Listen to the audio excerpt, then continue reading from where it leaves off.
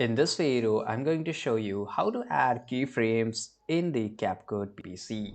It's very easy to do it. So this is my clip and I want to add a, keyframe. So how I'll do it?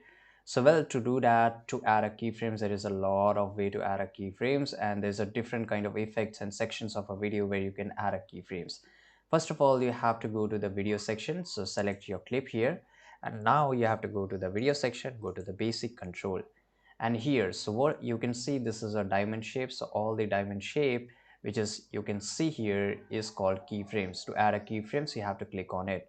So for example, I want to zoom this video, right? So to do that, I have to add a keyframe that I want to zoom it slowly as the video goes on. So here this is at a normal scale, but I will click on this keyframe.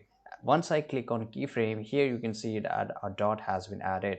As the video get played and goes here, I want to get the video increased to a very much, right? So here you can see already a keyframe has been added. If it doesn't, then you can just always click it and here it will get added, right? And I can just increase it.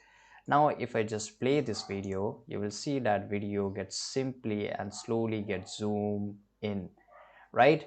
And it will get stopped when the video reaches out to the cursor, right? As you can see here that the video is stop zooming more. So this is the power of the keyframes. You can always move the keyframes. If I move the keyframes here, you can see that the video get more slower zoom in, and it will zoom at the 400%, the whatever the number I have set it here. As you can always change the number if you want to, as you can also click and hold with your mouse from here, right? So this is the power of keyframes. You can do the play the keyframes with many different things. For example, this is opacity. So I will just keep here opacity to 100%. As the video go here, I want the opacity to be 0, right? So I will just add here and put it opacity to 0.